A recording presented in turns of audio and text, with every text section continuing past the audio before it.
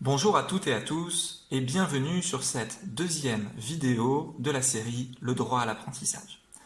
Je m'appelle Mathieu Guyot, je suis responsable juridique de l'IRFA à PISUP, CFA de l'enseignement supérieur à Amiens, et je continue cette série de vidéos pour tenter d'expliquer le droit social appliqué à l'apprentissage.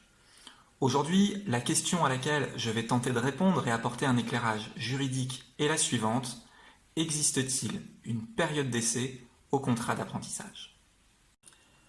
L'article qui nous intéressera le plus pour répondre à cette question est l'article L6222-18 du Code du travail.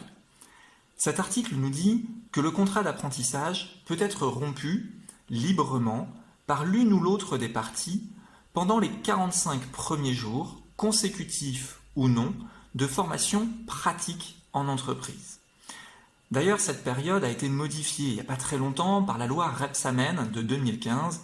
Avant, il s'agissait de 2 mois calendaires, donc 2 mois depuis le début d'exécution de contrat, pour maintenant être 45 jours de formation pratique en entreprise. Ce qui signifie qu'on ne compte pas la période de formation en CFA, on ne compte pas les week-ends ou les jours fériés, on ne compte pas les arrêts maladie.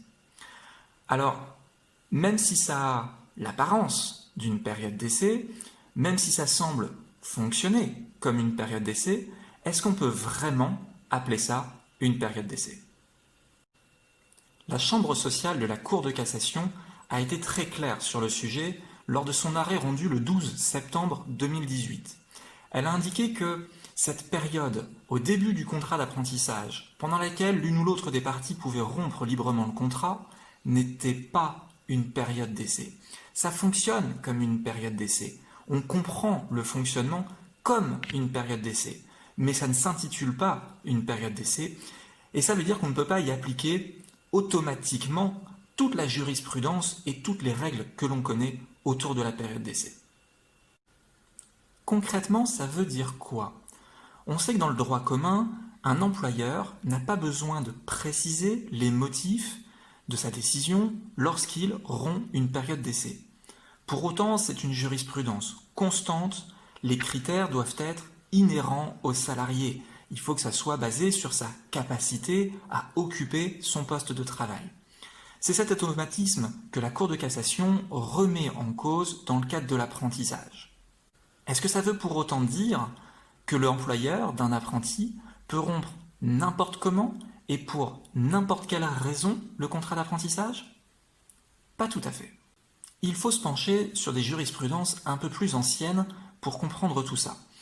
La Cour de cassation a déjà rappelé que l'employeur, même en début de contrat, même pendant cette période où il est libre de rompre le contrat d'apprentissage, ne pouvait pas finalement avoir une légèreté blâmable, c'est l'arrêt du 5 mai 2004, ou se baser sur l'état de santé de l'apprenti, c'est l'arrêt du 6 mai 2014. En pratique, ça veut dire qu'un employeur, aujourd'hui, pendant cette période de libre rupture, peut rompre le contrat d'apprentissage sans préciser de motif. Néanmoins, si l'apprenti s'estime victime d'un préjudice, il pourra apporter la preuve que la rupture de cette période, de son contrat d'apprentissage pendant cette période, est abusive.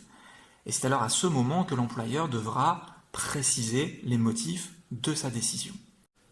Dans le contexte actuel, le fait d'être confiné, de mettre en place de l'activité partielle ou du télétravail peut rentrer en compte dans la décision de poursuivre ou non le contrat d'apprentissage.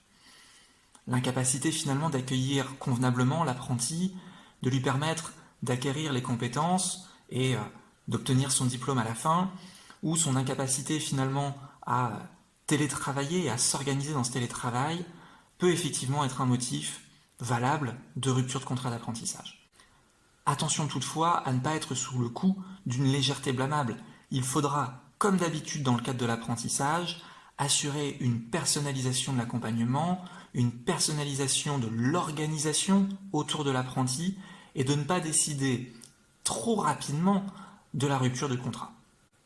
Dans tous les cas, lorsqu'on en arrive à ce type de réflexion, il est important d'échanger avec des interlocuteurs dédiés. Le CFA de référence, bien sûr, le médiateur consulaire également, ou encore des organisations telles que l'ANAF, l'Association nationale des apprentis de France. Ne restez pas tout seul dans cette situation, appelez-nous, contactez-nous. Nous serons en mesure d'analyser finalement les cas, d'analyser la situation et de pouvoir vous apporter la meilleure réponse possible. J'espère encore une fois que cette vidéo vous a été utile. N'hésitez pas à me poser des questions sur ce sujet si vous en avez ou sur d'autres sujets que vous voudriez que je traite. Je vous souhaite une bonne journée et je vous dis à bientôt.